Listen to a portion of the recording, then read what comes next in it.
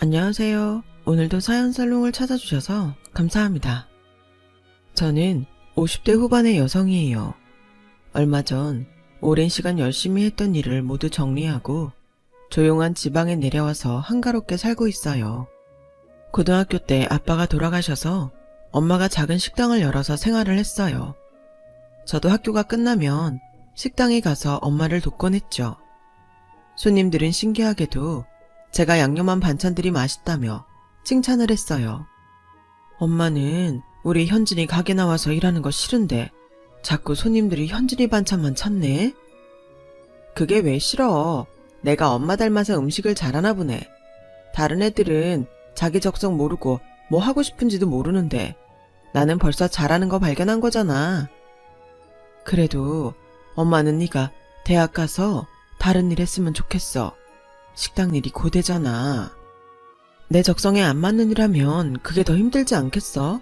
나도 대학은 갈 생각 있으니까 걱정하지 마.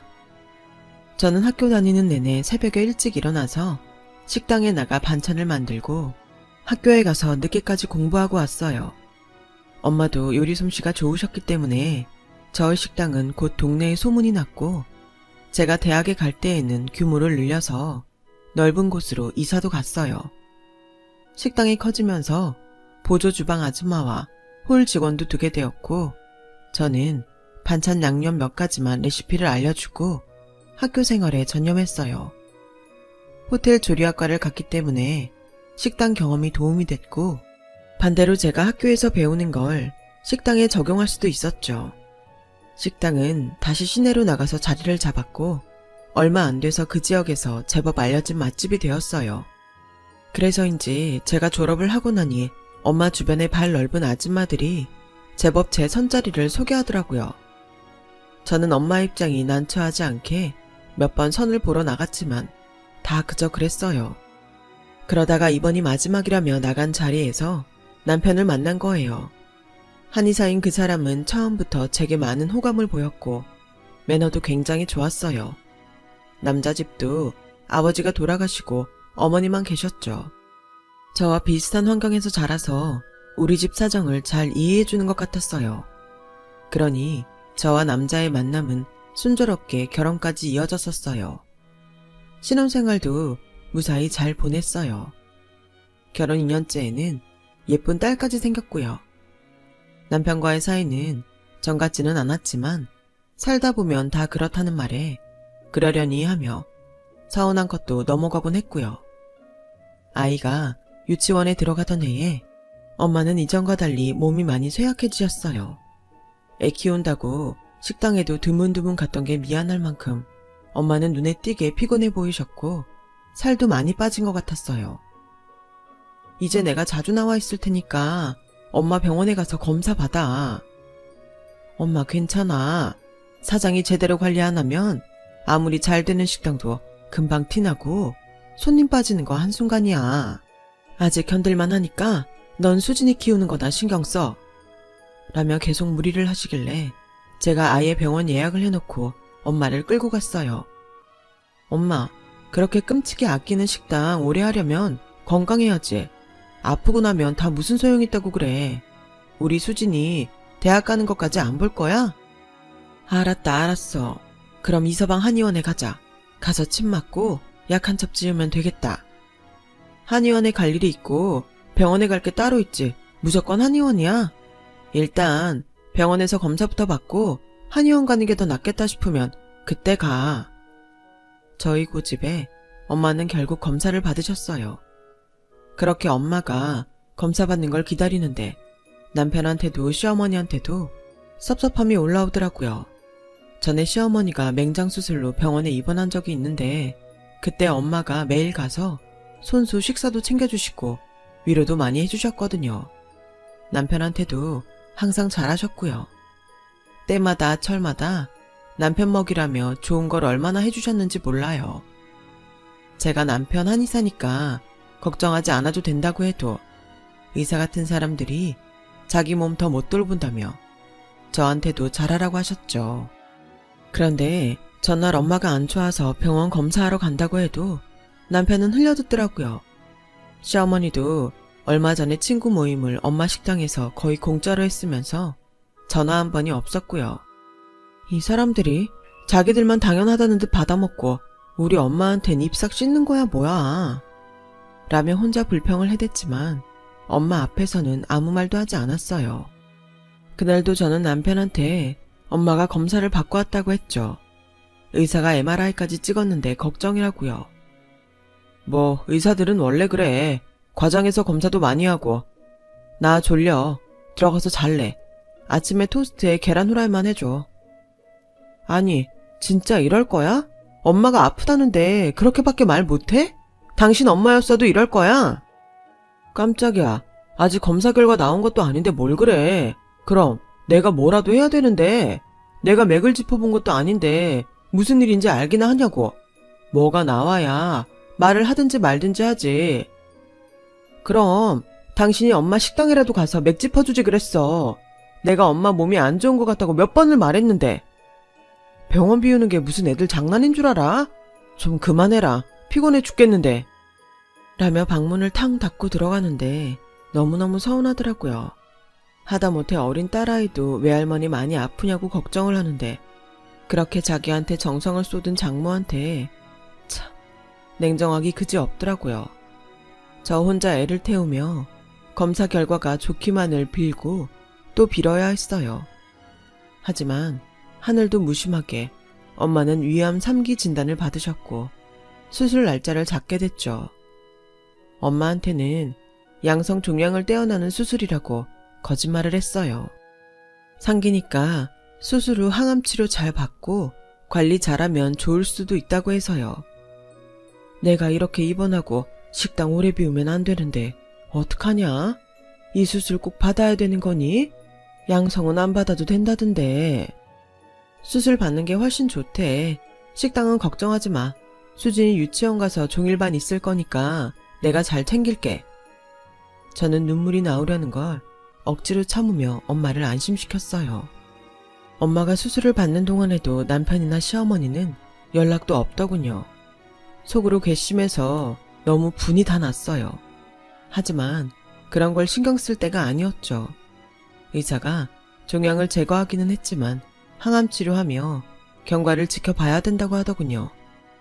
희망적인 얘기를 해주지 않아서 불안하기는 했지만 항암 주사도 맞고 방사선 치료도 하고 몸 관리 잘해서 꼭 낫게 할 거라고 굳게 다짐했어요. 저는 남편과 시어머니에게 연락해서 엄마 수술 결과만 간략하게 알렸어요. 그때까지 찾아오지 않은 것에 대한 서운함은 접어두었죠. 지금은 그런 게 중요한 게 아니었으니까요. 엄마 입원 첫날, 제가 식당 바쁜 시간이 지나고 병원에 왔더니 시어머니가 와 있더라고요. 아우, 사돈한테 죄송해서 어떡해요. 이렇게 일부러 오셔서 제 간병만 하고 계시니 어쩔 줄 모르겠네요. 무슨 그런 섭섭한 말씀을 하세요. 우린 가족이나 다름없잖아요. 나도 그렇고 현진의 어머니도 혼자고 누구 있자 한다고요. 애들이야 지들끼리 잘 살면 되는 거고 저희는 저희끼리 챙겨야죠. 라는데 그동안 섭섭했던 감정들이 한 번에 풀리더라고요. 예, 내가 좀 바빠서 일찍 못 와봤다. 섭섭했지? 아니에요, 어머니. 어머니 생활이 있는데 그럴 수 있죠. 내가 니네 어머니 퇴원 때까지 잘 돌볼 테니까 너는 걱정하지 말고 식당 일에 신경 써. 수진이도 잘 챙기고. 어떻게 그래요. 제가 딸인데 저도 와봐야죠. 내가 아까 한 말 뭘로 들었어. 나도 네 엄마 처지 잘 이해해. 이런 건 내가 너보다 더 잘할 거다. 참, 이따 한수도 와본다고 했다. 먼저 나서서 엄마 간병을 해주는데 솔직히 너무 고맙더라고요. 남편도 퇴근 후에 들러서 한참 있다가 저와 같이 집에 왔고요. 오늘 너무 고마워. 내가 당신 마음을 잘 몰랐나 봐. 내가 그랬잖아. 결과 나오고 나야 뭘 해도 할 수 있다고. 이제라도 내 진심 알았으면 됐어. 그때만 해도 남편이 저보다 훨씬 어른스럽고 든든하다고 생각했어요. 며칠 후 퇴원하신 엄마는 집으로 가기 전에 식당에 먼저 들리겠다고 고집하셔서 어쩔 수 없이 모시고 갔어요. 엄마는 식사하러 온 손님들 테이블마다 모자란 건 없냐며 인사를 하시고 홀과 주방을 천천히 둘러보시더라고요. 그 모습을 보는데 어찌나 마음이 울컥하던지요. 엄마는 식당을 확장한 뒤에 늘 앉아 계시던 카운터를 천천히 쓰다듬으시더니 집으로 가자며 밖으로 나오셔서 다시 돌아보시더라고요. 그렇게 집에 오신 엄마는 깜짝 놀랄 말을 꺼내셨어요. 식당 말이야, 이제 너랑 김서방한테 물려주려고 한다. 둘이 공동명의로 하면 좋을 것 같아. 갑자기 그게 무슨 소리야? 식당을 왜 나랑 그 사람 이름으로 해? 그건 엄마 거지. 엄마가 어떻게 키운 건데. 현진아, 엄마도 내 병에 대해서 다 알아. 병원에 그렇게 있는데 내가 눈치 못 챘겠니? 아니, 그걸 어떻게... 혹시 의사 선생님이나 간호사가 얘기했어? 내가 그렇게 말하지 말라고 신신당부했는데 왜들 그러지 진짜? 사부인이 얘기해줬어. 내가 맞는 주사도 그렇고 진짜 양성이 맞나 했더니 위암 상기인 거 몰랐냐고 놀라시더라. 저는 너무 속이 상했어요. 어떻게 한의사 아들을 뒀다는 사람이 남이 아픈 걸 가볍게 생각하고 그런 말을 아무렇지 않게 할 수 있는지 이해가 안 갔죠. 그래도 가게는 안 돼. 끝까지 엄마 거야. 그걸 왜 우리가 벌써 물려받아? 나중에 해도 되는 거잖아. 저는 펑펑 울면서 그러지 말라고 했지만 엄마의 결심은 확고했고 결국 저와 남편이 공동으로 물려받는 절차를 진행했어요. 그리고 나서 시어머니가 식당에 와 있는 일이 많아지더군요. 제가 새벽에 나와 음식들을 점검하고 직원들과 조례를 끝낸 후에 엄마를 챙기러 갔다가 오후에 나오면 홀에 나와 괜한 잔소리를 하고 있더군요. 어머니, 이런 일 정도는 직원들이 다 알아서 해요. 직원들도 좀 자유를 줘야 하는 거고 솔직히 어머니가 나설 일은 아닌 것 같아요. 얘, 넌 무슨 말을 그렇게 하니? 여기 우리 한수 지분 있으면 나도 사장이나 마찬가지야. 사장 어머니면 더 윗사람 아니냐? 그게 어머니 생각처럼 되는 일이 아니에요. 이러지 마시고 들어가 계세요. 지금까지도 잘 해왔으니 신경 쓰지 마시고요. 너 말하는 게 좀 그렇다? 그러니까 난 아무것도 모르니까 빠져라. 그런 거냐? 세상에, 며느리가 돼서 시어머니한테 말하는 것 좀 봐. 너 원래 이런 애였니? 아주 오만방자기가 말로 할 수가 없네. 라며 손님들이 있는 데에서 소리를 질렀고 저는 어쩔 수 없이 그 자리를 피했어요. 그 뒤로도 시어머니는 틈만 나면 식당에 나와서 주인 행세를 했어요. 남편한테는 몇 번 말했지만 자기가 얘기해도 통하지 않는다며 나중에는 말하는 것 자체를 짜증스러워 하더라고요. 말해도 되지 않으니 저는 입을 다물게 됐죠. 그러는 사이 엄마는 호전되는 듯 하다가 상태가 나빠지셨고 결국은 돌아가시고 말았어요. 돌아가신 엄마를 옆에 두고 딸아이와 함께 얼마나 울었는지 몰라요. 장례식 내내 직원들이 자진해서 돌아가면서 저와 같이 빈소를 지켜줬어요. 다들 따뜻하고 마음 넓었던 엄마를 존경한다며 저보고 힘내라고 하더군요. 저는 반쯤 넋이 나가서 어찌할 줄을 모르고 있었는데 사실 그런 저를 지켜준 건 딸과 직원들이었지 남편과 시어머니는 아니었어요. 엄마가 병원에 있을 땐 한가족이라는 둥 별 얘기를 다 하더니 하루 1시간도 같이 있지 못하고 가버리는 두 사람의 태도에 너무 화가 났어요. 그렇다고 장례식장에서 큰 소리를 낼 수도 없었죠. 그래도 장지에는 둘 다 와서 자기 자리를 잘 지켜주더군요. 저는 두 사람이 자꾸 붙어서 수근거리고 주변 사람들을 경계하며 따로 얘기하는 모습이 너무 수상했어요. 그런데 아니나 다를까 장례를 치른 다음날 식당 직원 한 명이 급하게 저를 찾았어요. 작은 사장님, 우리 식당 팔린 거 아세요? 저희랑 라이벌이었던 프랜차이즈 식당 있잖아요. 거기서 우리 식당 사들였대요. 그쪽 사람이 사장님 시어머니랑 계약했다고 해서 지금 다 난리 났어요. 그게 무슨 말이에요? 절대 그럴 수 없어요. 나랑 남편이 공동명의라 그럴 수 없는데? 저는 아차 하고 제 인감도장을 찾아봤더니 없어졌더라고요. 시어머니는 저한테 위임을 받았다며 몰래 위임장까지 만들어 공증을 받고 제가 엄마와 딸 그리고 식당 때문에 바쁜 틈을 타서 인감도장까지 가져간 거였어요. 아니, 사실은 남편이 갖다 준 거죠. 그렇게 생각하고 싶지 않았지만 사실이었어요. 식당은 직원 말대로 아수라장이었고 시어머니와 남편은 아무도 전화를 받지 않았어요. 부랴부랴 남편 한의원에 갔더니 리모델링 공사를 하고 있더라고요. 아니, 이게 어떻게 된 거예요? 여기 왜 공사를 해요? 우리 남편은요? 아, 여기 한의사 사모님이세요? 공사 시작한 지 5일 됐는데 모르셨어요? 라며 공사 책임자라는 사람이 어리둥절한 표정으로 저를 보며 남편한테 전화를 하더라고요. 저기 그냥 진행하라고 하시는데요. 사모님은 그만 가주셔야겠어요. 라며 난처한 표정을 짓는데 어쩐지 감이 왔어요. 두 사람이 엄마 장지에서 둘만 붙어서 쏘근대던 게 떠올랐어요. 엄마 입원 때 갑자기 둘 다 엄마한테 들러붙어서 살갑게 굴던 게 전부 계획된 거였다는 생각이 들었어요. 아니나 다를까 둘은 계속 연락이 안 됐고 저한테는 우편으로 이혼 서류가 도착했더군요. 유명한 이혼 변호사를 내세워 제가 가정에 소홀했고 성질이 사나워서 도저히 같이 살 수 없다는 내용이었는데 제가 화를 좀 내고 했던 걸 언제 녹음했는지 그런 걸 다 증거로 갖고 있었더라고요. 엄마 때문에 신경이 곤두서 있고 미처 집안일을 신경 못 쓴 사이에 벌어진 일이죠. 저는 저런 남자를 만난 걸 가슴을 치며 후회했지만 이미 다 늦은 일이었어요. 더 이상 좌절하고 있을 수도 없었고요. 저는 딸아이를 아빠 없이도 잘 키워내야만 했어요. 먼저 엄마가 저에게 남기신 예금을 찾아 작은 월세방을 얻었어요. 앞으로 무슨 일이 생길지 모르니 돈을 함부로 쓸 수 없었거든요. 아이 유치원을 옮기고 일자리를 찾고 있는데 학교 선배가 저를 불렀어요.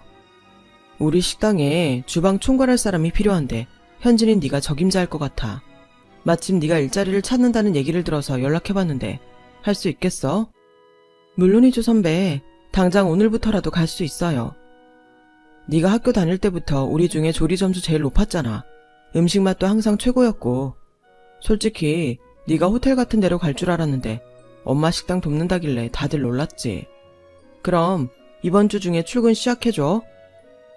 그 뒤로도 제가 일자리를 찾는다는 소문을 들은 몇몇 분이 연락을 더 주셨어요. 그리고 그걸 보며 제가 인생을 잘못 살지는 않았구나 했죠. 그리고 앞으로도 딸하고 더 잘 살아 보이겠다고 마음을 먹었어요. 제가 살면서 꼭 해야 될 일도 있었고요. 선배의 식당은 부자 동네에 있는 고급 한정식이었어요. 저는 누구보다 일찍 출근해서 모든 음식의 상태를 체크했고 새로운 음식들도 개발하는 데에 몰두했어요. 그리고 선배에게 홀에서 개선해야 될 점도 조심스럽게 의견을 냈고요. 선배는 제가 하는 말을 다 잘 수용해 주었고 제가 주방 책임자가 된 후 매상이 늘고 단골 손님들도 많이 늘어났다며 좋아했어요. 내가 보너스 두둑하게 넣었으니까 수진이하고 맛있는 거 사 먹어. 너도 좋아하는 거 좀 사고. 라며 항상 저를 격려해 주곤 했어요. 그렇게 저와 선배는 좋은 한 팀이 되어서 식당을 키워나갔고 포장 음식이 늘었으면 좋겠다는 손님들 요청에 따라서 포장 판매를 시작했는데 그게 완전 대박이 났어요. 그 동네는 엄마들도 대부분 일을 하고 있어서 바쁜 사람들이 많았고 가족에게 질 좋은 음식을 먹이고 싶지만 시간이 없어서 고민들이었죠. 그런데 저희 식당이 집에서 먹는 것 같은 반찬부터 국찌개에 아이들이 좋아하는 요리까지 판매하니 정말 반응이 폭발적이었어요. 다들 음식이 떨어지기 전에 사느라 전화해서 예약 주문을 하는 사람들이 많았고요. 선배는 사업을 확장해서 다른 가게도 냈어요. 그 가게도 처음에는 제가 음식 메뉴를 선정하고 레시피를 만들었고요. 원래 한정식 가게를 주로 신경 쓰면서 다른 가게도 가끔 점검하는 식으로 일을 하게 됐어요. 이렇게 내 사업이 커진 데는 현진이 네 공이 진짜 크다. 그래서 내가 너한테 지분을 주고 공동사업자로 등록을 했으면 해. 너도 수진이 여유있게 키우려면 그게 좋지 않겠어? 내가 열심히 하면 세상에 한 명은 내 진심을 알아주는구나. 그런 마음이 들었어요. 저는 선배가 지분을 나눠준 후 수중에 큰돈이 들어왔어요. 물론 대출도 많이 받았지만 제가 계획했던 일을 실행할 수 있을 만큼의 돈이었죠. 저는 저희가 새 가게를 낼 때 알게 된 부동산 중개인한테 연락을 했어요. 땡땡 지역에 땡땡땡 건물을 매입하고 싶은데 알아봐 달라고요. 며칠 후 중개인은 전화를 해서 사장님, 안 그래도 그 건물주가 다른 데에 건물을 사고 싶어 하고 있더라고요. 제가 좋은 데 알아봐 주겠다고 하며 흥정을 했어요. 사장님이 제시한 가격이면 건물 팔 생각이 있다고 하네요. 수고하셨어요. 계약날까지 공들여 주시고 특히 거기 세입자들이 모르게 잘해주세요. 그리고 건물을 계약하는 날 계약서에 도장을 찍는데 손이 막 떨리더라고요. 저는 건물을 사들인 후 먼저 2층에 있는 세입자와 1층 가장 큰 가게부터 관리인을 통해 나가달라고 통보했어요. 2층은 주인과 상의 없이 리모델링을 진행하면서 건물 벽을 약하게 만든 것이 문제였고 1층 가게는 위생불량으로 여러 번 걸렸던 곳이라 건물 이미지를 나쁘게 했거든요. 제가 이런 걸 다 알고 있는 건 그동안 계속 지켜봤기 때문이었어요. 바로 2층은 전 남편의 한의원이었고 1층 가게는 시어머니가 하는 식당이었어요. 저희 엄마 식당 며칠 나와보더니 자기도 할 수 있다고 생각했나 보더라고요. 게다가 둘 다 월세를 어찌나 밀렸던지 보증금도 거의 다 까먹고 있었어요. 둘은 관리인한테 죽어도 못 나간다고 버텼고 그래서 제가 나섰죠. 두 사람은 관리인 사무실에 들어오는 저를 보자 놀라서 입을 벌리고 말을 못하더군요. 실은 전 건물주가 이 건물을 큰 불평 없이 판 것도 이 두 사람 때문이었어요. 아니, 그래도 이렇게 일방적으로 사람을 내쫓는 법이 어딨어? 네가 지금 우리한테 악감정 품고 이런 일 벌이는 거지? 천하의 못된 것? 시어머니 말이 끝나자마자 저는 관리인이 들고 있던 물병을 두 사람 머리끝부터 발끝까지 확 끼얹어 버렸어요. 댁들보다 더 없이 살아도 정직하게 하루하루 열심히 사는 사람들이 더 많으니까 당장 비워주고 나가지 않으면 내가 예전 일까지 어떻게든 다 엮어서 둘 다 콩밥 먹일 테니까 그런 줄 알고 나가라고 할 때 나가세요. 제가 전혀 빈틈을 안 보이자 둘은 잘못했다고 고개를 계속 숙였지만 저는 받아주지 않았어요. 둘은 결국 포기하고 사무실을 나갔고 저는 그 둘이 가는 뒤에다가 소금을 한 바가지 부어버렸어요. 축축하게 젖은 데에다가 소금까지 맞은 두 사람은 주변에서 쳐다보자 꽁지가 빠져라 택시를 집어타고 도망가 버렸어요. 전 남편과 시어머니는 제게 몇 번이나 다시 사정했지만 저는 받아주지 않았어요. 둘의 가게는 결국 정리가 됐고 저는 거기에 예전 엄마 식당에 이름을 걸고 선배와 함께 세 번째 가게를 냈어요. 선배도 제 사정을 잘 알고 있었기 때문에 흔쾌히 같이 하겠다고 하더군요. 전 남편이 있던 그 건물을 같이 매입하고 세 번째 가게를 낸 계기로 저와 선배는 오랜 동업자에서 부부로 발전했죠. 몇 년 후에는 늦둥이 아들도 낳았고요. 지금은 딸아이는 결혼을 하고 아들은 어엿한 사회인이 되었어요. 저와 남편은 엄마 이름으로 된 식당만 두고 정리했고요. 노년은 한가롭게 살자는 게 저희 꿈이었거든요. 일주일에 한 번씩 서울에 올라가서 엄마 식당을 직접 살피긴 하지만요.